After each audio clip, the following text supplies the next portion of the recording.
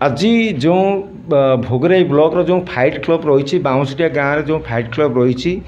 देखिपे जो fight club रो जो बंधु मैंने रही जो दीप आप मोहम्मती जलई जो काश्मीर पहलगाम रो जो दुखद घटना घटी से दुखद घटना को से मैंने आज मोहम्मत दे शहीद जो मैंने होती से शहीद जन आम सहित अच्छा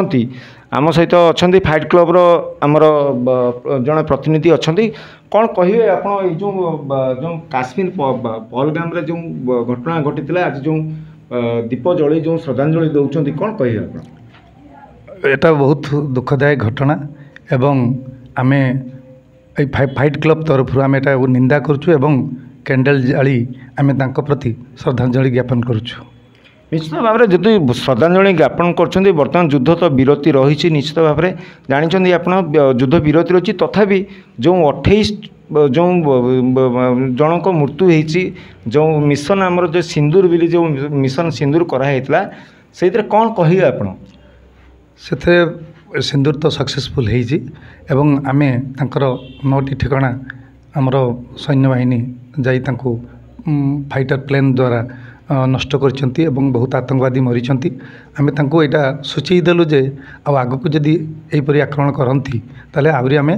कड़ा आभिमुख्य ग्रहण करी पुणी संहार करिबो। निश्चित भाव में जो यशस्वी जो अच्छा जो प्रधानमंत्री जो अच्छा नरेंद्र मोदी को कौन शुभेच्छा देवे जो जेहेतु से फाइट कर सिंदूर नहीं कि गोटे जो प्रोटेक्ट कर जो सफिया जो अच्छा आपंकर जो फाइट कले एनी कौन कहे प्रधानमंत्री एवं सरकार कौन कहे सरकार काम करी देखई से जिनसटा कथा अपेक्षा कामटा बड़ जिनस एवं आमर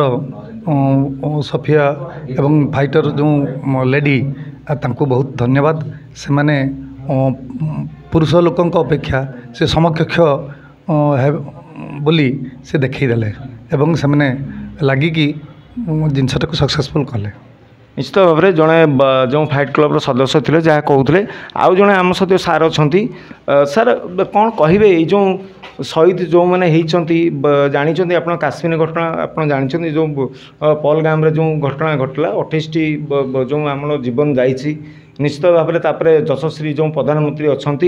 मोदी बोधे सिंदूर नहीं कि जो प्रोटेक्शन तापर जो अटैक करागला तापर बर्तमान युद्ध विरति रही कौन कहे नहीं पहलगाम रे जो माने नरसंहार करागला धर्म को पचारि एटा बड़ दुखद घटना आम मान हिंदू धर्म को पचारे एवं गुली कले से प्रकार करने कथा नाला कौन से धर्म को पचारि करवाटा बड़ भूल करते सन्त्रासवादी जार जवाब आम यशस्वी प्रधानमंत्री मोदी तार दृढ़ भाव नहीं प्रतिशोध एवं आउरी आगु को से माने एमती युद्ध कर चल था युद्ध रे आमको सक्सेस दिंतु आमे नरेंद्र मोदी साथ अच्छु आमे समस्ते भारतीय तांको पछरे अच्छु से आउ ये युद्ध को विरति दिंतु ना कहारी कथारे पड़ी विरति न दे आमर रक्तर जवाब आमको सिंदूर रे देइचंती टिके सिंदूरटा को आउ टिके बढ़ेले आमे खुशी हेबु। निश्चित भाव में सार जहाँ कहते जो देखु जो काश्मीर जो पहलगाम जो आज जो दुखना घटना घटला आज जो फाइट क्लब पक्षर जो प्रकार आप देखुए मो सहयोगी कहूँ कैंडल जाली शोभा यात्रा कर शोभा यात्रा जो शनिदेव मंदिर पाखु बाहरी बाउंसडिया बजार पर्यंत जाइए तेणु पुणी जो निश्चित भाव में जहाँ कहुपे अश्लील श्रद्धांजलि देते से फाइट क्लब तरफ बाउंसडिया जो फाइट क्लब रही फाइट क्लब तरफ श्रद्धांजलि देते निश्चित भाव में आउ जड़े आम सहित साथी अच्छा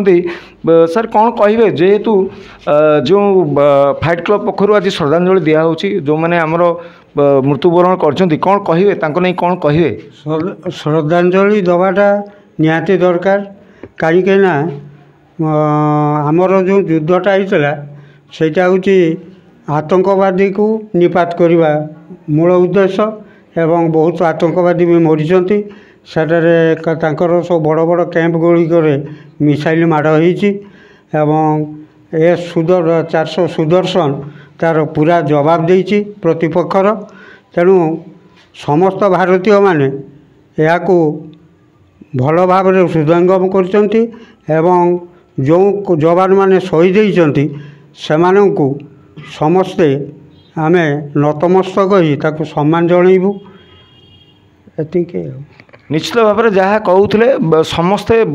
ଯେଉଁ ଆମର ଯେ ଅଛନ୍ତି ଯଶସ୍ୱୀ ପ୍ରଧାନମନ୍ତ୍ରୀ ଯେଉଁ ନରେନ୍ଦ୍ର ମୋଦି ଅଛନ୍ତି ତାଙ୍କ ନେଇ ସେ ଖୁସି ଅଛନ୍ତି। ଯେଉଁ ଆମର ଏଟାକ୍